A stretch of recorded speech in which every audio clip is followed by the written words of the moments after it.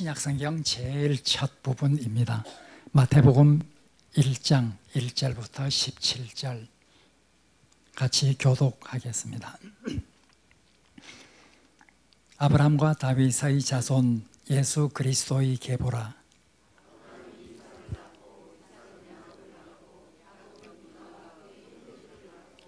유다는 다말에게서 베레스와 세라를 낳고 베레스는 헤스론을 낳고 헤스론은 람을 낳고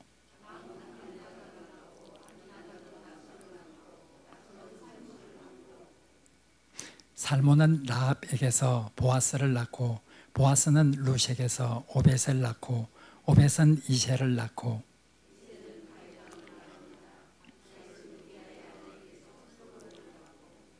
솔로몬은 르호보암을 낳고 르호보암은 아비야를 낳고 아비야는 아사를 낳고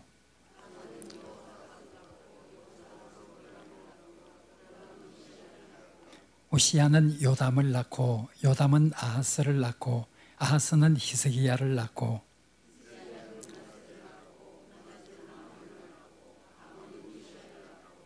바벨론으로 사로잡혀 갈 때에 요시야는 여고냐와 그의 형제들을 낳으니라.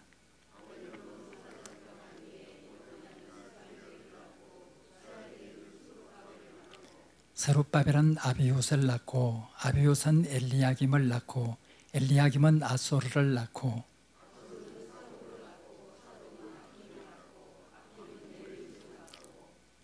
엘리훗은 엘라사를 낳고 엘라사는 mat단을 낳고 mat단은 야곱을 낳고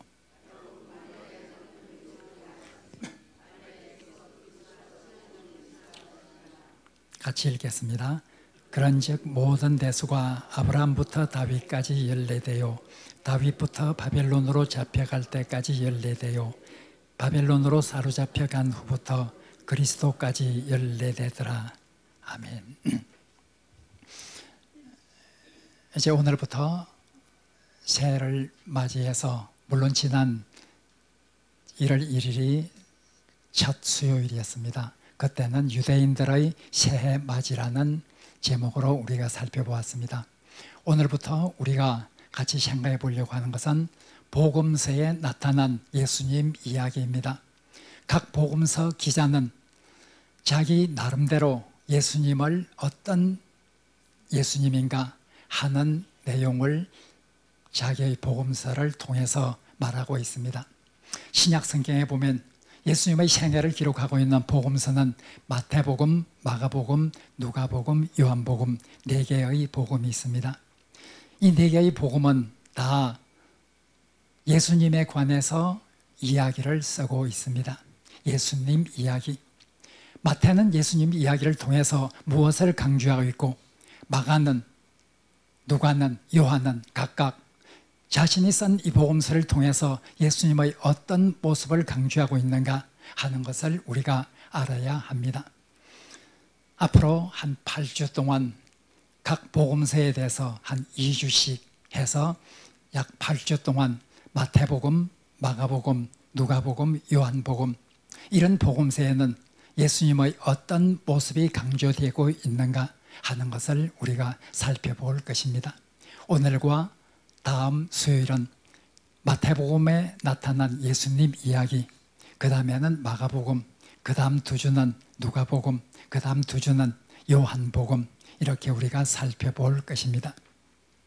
이제 우리가 마태복음의 예수님 이야기 여기에 관해서 우리가 다음 수요일까지 살펴보는데 오늘 절반 정도 하고 다음 주 수요일에 이어서 나머지 부분을 우리가 공부하려고 합니다. 마태복음에 있는 예수님 이야기는 예수님은 우리의 왕으로 오셨다 하는 것입니다. 이것이 마태복음에서 강조하려고 하는 가장 중요한 메시지입니다. 예수님은 우리의 왕이시라. 우리는 우리 자신을 그렇게 말하고 있습니다. 우리는 우리 자신을 바로 기독교인이다 이렇게 말하고 있습니다. 나는 기독교인이다. 우리가 믿는 종교는 기독교라. 기독교인이라 이렇게 말하고 있습니다. 그런데 정작 그러면 기독교인이라고 하는 말이 무슨 말인가? 기독교라고 하는 말이 무슨 말인가?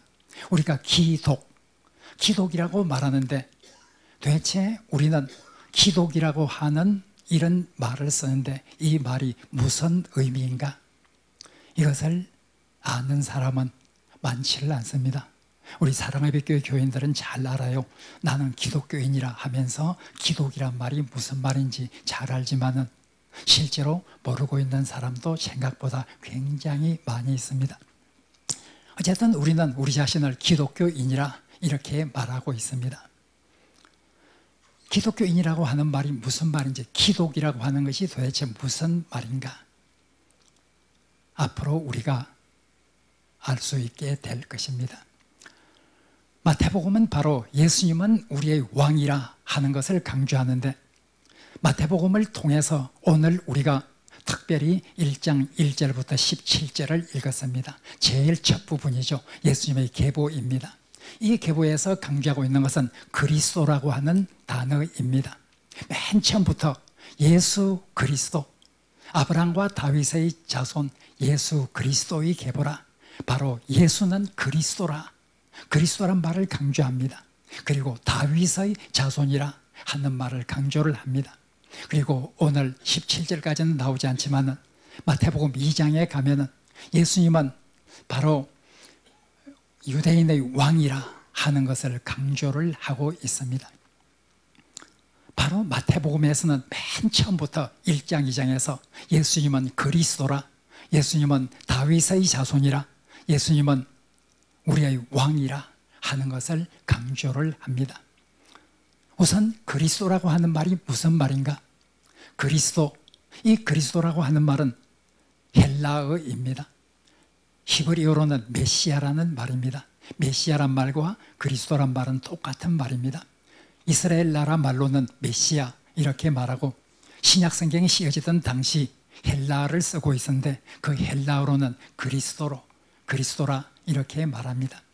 메시아는 기름 부음을 받은 자라 하는 뜻이고 이 이스라엘 말을 기름 부음을 받은 자라고 하는 뜻을 가진 헬라어로 말하면 그리스도 이렇게 되는 것입니다.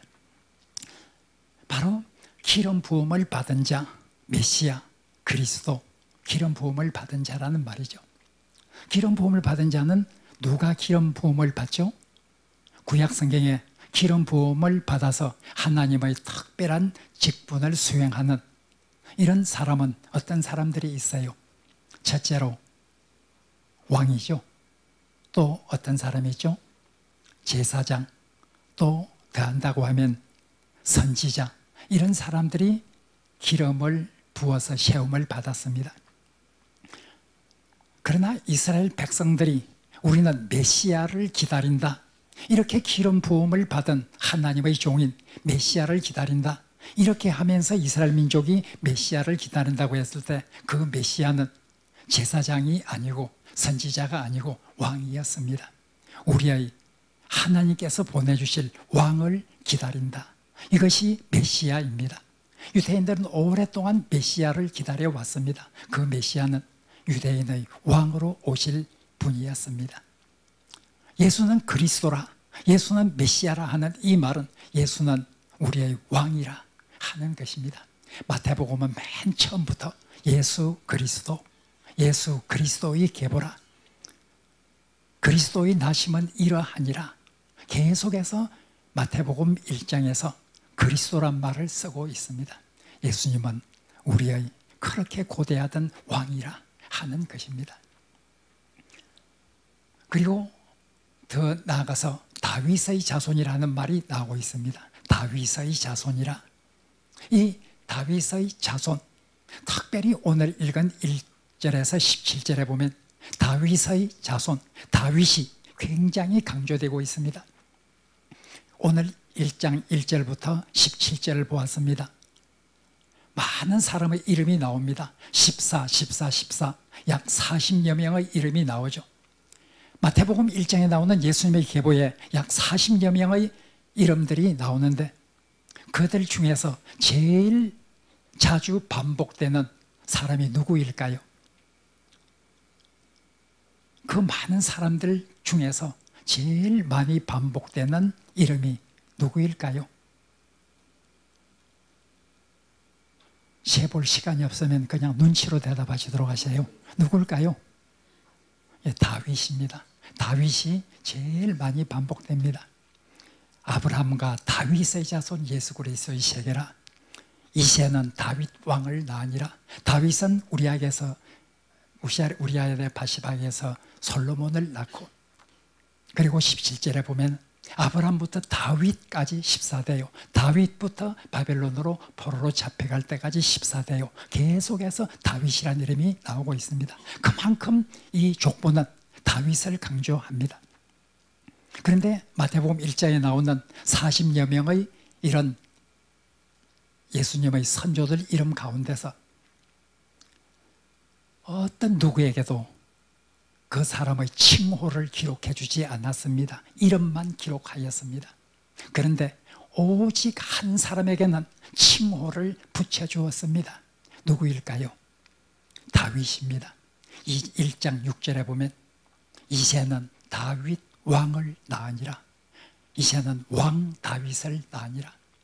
어떤 사람에게도 족장이다, 왕이다, 이런 여러 칭호를 붙여주지 않았습니다.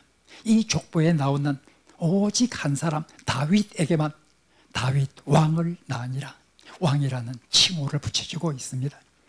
바로 예수님은 다윗의 자손으로서 왕의 후손이라, 왕이라 하는 것을 강조하고자 하는 이런 의도가 여기에 있습니다.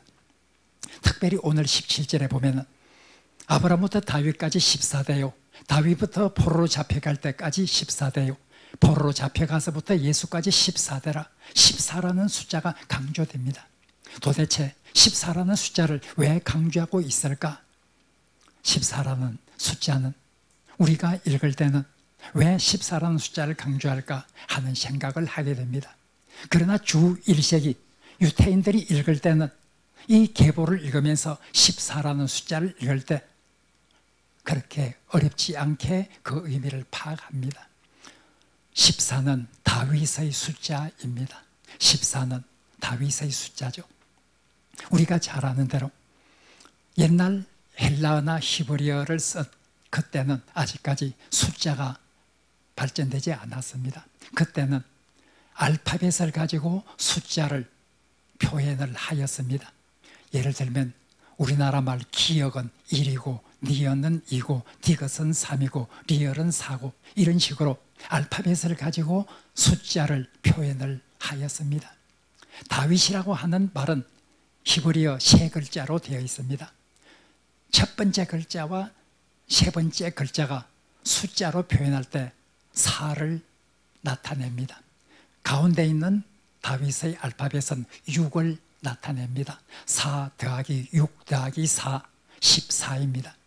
옛날 사람의 이름을 숫자로 알파벳의 숫자를 합해서 그 사람을 상징하는 이런 어떤 때가 있었습니다. 14 하면은 이스라엘 사람들은 어렵지 않게 다윗의 숫자라 하는 것을 압니다. 이렇게 족보에서는 다윗을 강조합니다. 뿐만 아닙니다. 2장에 가면 예수님의 탄생 이야기가 나오고 있는데 예수님의 탄생 이야기에서 계속해서 강조되는 것은 베들레헴입니다. 예수님은 베들레헴에서 탄생하셨다. 베들레헴에서 탄생하셨다. 계속해서 베들레헴에서 탄생했다는 것을 강조를 합니다. 왜 강조를 할까요? 왜 마태복음서 기자는 예수님께서 베들레헴에서 탄생했다고 하는 것을 그렇게도 강조하고 있을까요? 그 이유는 아마 첫 번째로는 미가서 5장 2절 구약 성경에 보면 메시아는 베들레헴에서 탄생할 것이라. 베들레헴 에브라다야 너는 유대 구월 중에 가장 작지 아니하도다. 내게서 한 다스리는 자가 나와서 내 백성 이스라엘의 목자가 될 것이다. 미가서 5장 2절에 바로 메시아는 베들레헴에서 탄생하신다고 했기 때문에 그 예언대로 예수님은 베들레헴에서 탄생하셨다 하는 이런 것을 강조하기 위해서 베들레헴을 마태복음 저자는 강조했을 수도 있습니다. 그러나 또 다른 이유가 있습니다. 그것만 강조하기 위해서 베들레헴을 그렇게 강조한 것은 아닙니다. 베들레헴은 다윗의 자손이란 것을, 예수님이 다윗의 후손이라는 것을 강조하기 위해서 마태복음서에 그렇게도 강조를 합니다. 베들레헴과 다윗은 어떤 관계가 있죠?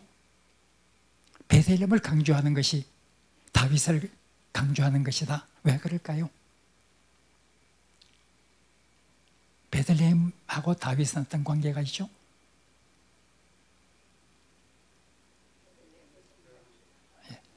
베들레헴은 다윗의 고향입니다. 다윗의 고향입니다.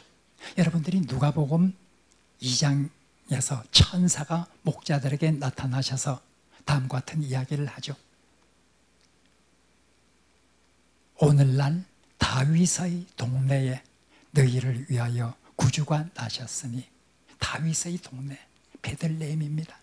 이새가 다윗의 아버지 이새가 살던 곳이 베들레헴이었습니다. 바로 베들레헴은 다윗의 고향입니다.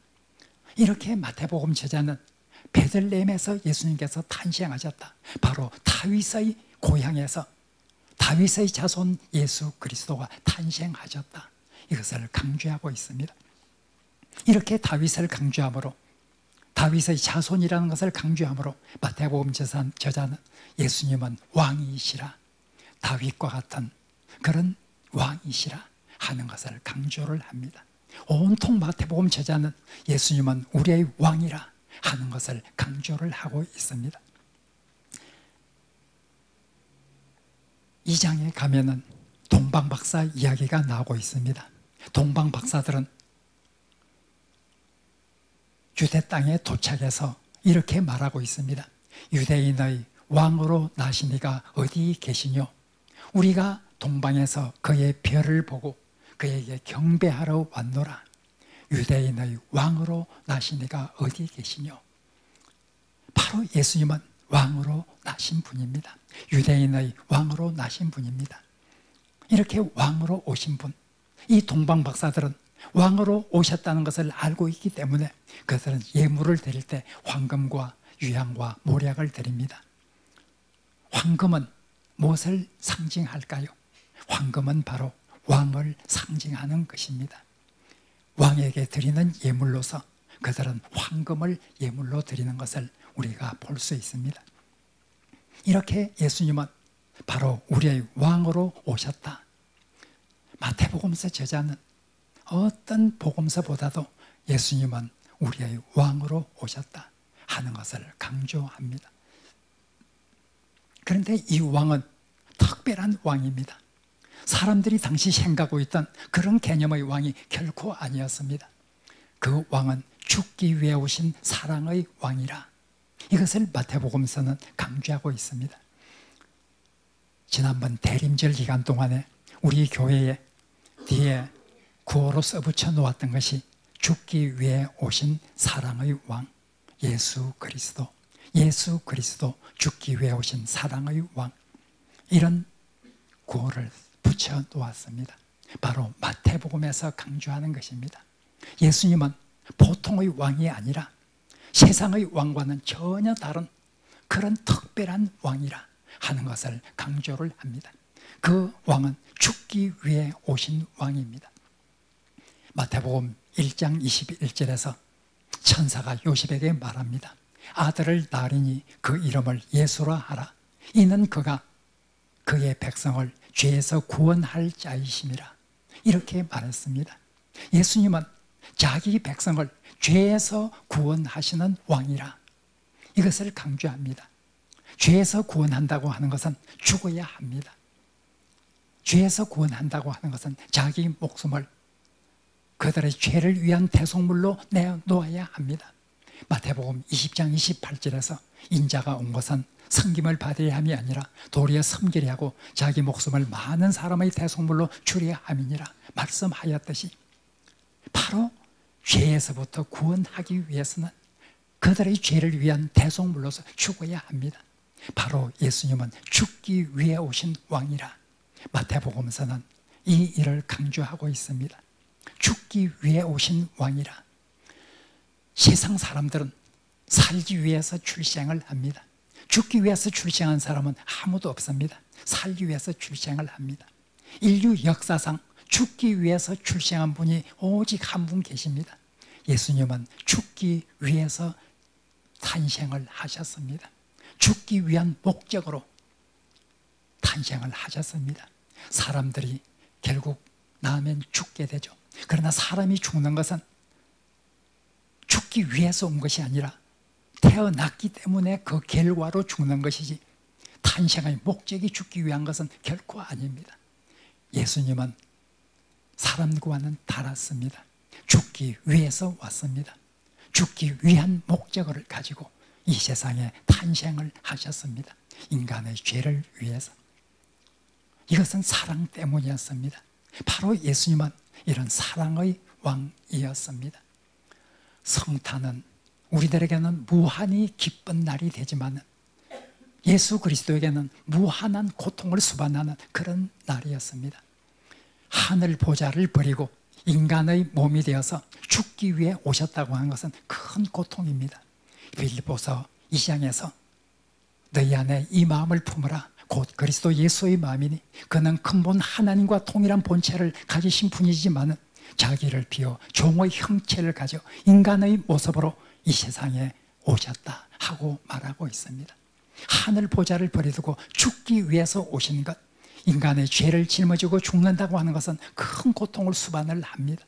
그런 고통을 짊어지고 죽기 위해서 오셨습니다. 사랑 때문에 오셨습니다. 그는 사랑의 왕이었습니다. 예수님은 바로 그 당시 왕과 아주 대조적입니다.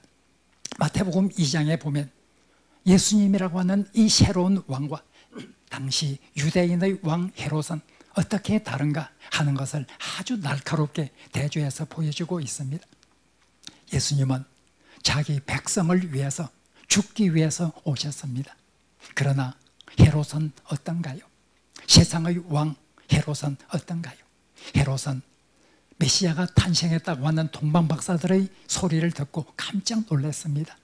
자기 왕위가 흔들릴 수도 있다 생각을 하였습니다. 동방박사들을 꾀었습니다. 나도 그에게 가서 경배하려 하노니 너희들이 가서 그 아기가 있는 곳을 보고 경배하고 나서 나에게 말해달라. 그러면 나도 그곳을 찾아가 경배를 하고자 하노라. 거짓이었습니다. 죽이기 위해서 그렇게 계략을 꾸민 것이었습니다. 천사는 그 계략을 알고 동방박사들을 헤롯에게로 보내지 않고 다른 길로 고국으로 돌려보냈습니다. 헤롯은 기다려도 돌아오지 않는 박사들을 생각하면서 그들이 자기를 속이고 갔다고 하는 것을 생각하면서 베들레헴에서 탄생했다는 것은 알고 있기 때문에 군사들을 보내서 베들레헴 지경에 있는 모든 사내 아이들을 2살 이하를 다 죽여버리고 말았습니다. 어떻습니까? 지금 이 마태복음 2장에 나오는 이 일을 통해서 마태가 강조하려고 하는 것은 예수라는 우리의 왕과 헤롯이라는 왕을 예리하게 대조를 시킵니다. 예수는 자기 백성을 위해서 자기 목숨을 버리는 왕입니다. 자기 백성을 위해서, 자기 백성의 죄를 구원하기 위해서, 죄로부터 구원하기 위해서 자기 목숨을 주는 그런 왕입니다. 헤롯은 어떤 왕입니까? 자기를 위해서 자기 백성을 죽이는 왕입니다. 헤롯은 베들레헴 지경에 있는 2살 이하의 어린아이들을 다 죽였습니다. 베들레헴은 헤롯이 관할하던 그 지역이었습니다. 자기가 통치하는 지역, 자기 백성입니다. 베들레헴은 자기 백성입니다. 헤롯은 자기를 위해서, 자기 왕권을 지키기 위해서 헤롯은 자기 백성을 죽입니다. 자기를 위해서 자기 백성을 죽이는 헤롯 왕과 자기 백성을 위해서 자기 목숨을 내어놓는 예수 그리스도 우리의 왕은 이렇게 대조가 된다고 하는 것을 말하고 있습니다. 헤롯과 예수 그리스도의 예리한 대조를 통해서 마태복음서 저자는 우리의 왕은 어떤 왕인가? 자기를 위해서 자기 백성을 죽이는 이 헤롯과는 정반대로 백성을 위해서 자기 생명을 내어주는 그런 왕이라 하는 것을 강조를 합니다. 마태복음 저자는 이런 죽기 위해 오신 사랑의 왕, 이 왕이 우리가 섬겨야 될 우리의 왕 예수 그리스도라 하는 것을 말하고 있습니다. 마태복음 제자는 이 예수님은 우리의 왕이라 하는 것을 강조하는 동시에 두 번째 마태복음에서 아주 강조하고 있는 것은 백성은, 하나님의 백성은, 예수 그리스도를 왕으로 삼는 백성은 그에게 순종을 해야 한다. 이것을 마태복음서 전체를 통해서 계속해서 강조를 합니다. 마태복음서에서는 우리는 왕에게 순종하는 백성이 되어야 된다. 이것을 강조를 합니다. 마태복음서에서 강조되는 이런 메시지 중에 하나는 하나님의 나라입니다. 하나님의 나라. 우리는 나라 하면은 어떤 지역을 생각하게 됩니다.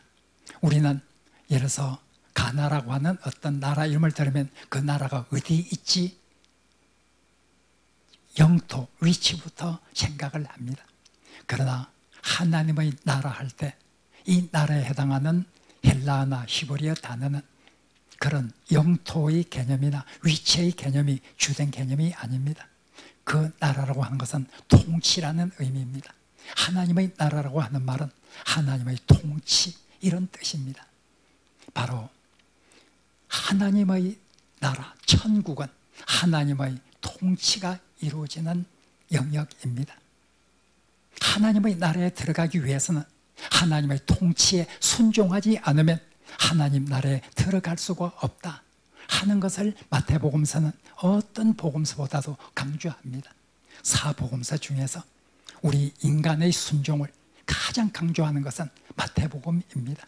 하나님 나라는 하나님의 통치를 의미하고 하나님의 통치에 순종하는 자만이 하나님의 나라에 들어갈 수 있다고 하는 것을 계속해서 강조를 합니다. 마태복음 7장 21절에서는 나더러 주여 주여 하는 자마다 천국에 다 들어갈 것이 아니라 오직 하늘에 계신 내 아버지의 뜻대로 행하는 자라야 들어가리라 하고 말하고 있습니다. 하나님의 뜻대로 행하는 자라야 천국에 들어가게 될 것이다. 예수님은, 마태복음에 나오는 예수님은 이 점을 아주 분명히 하십니다.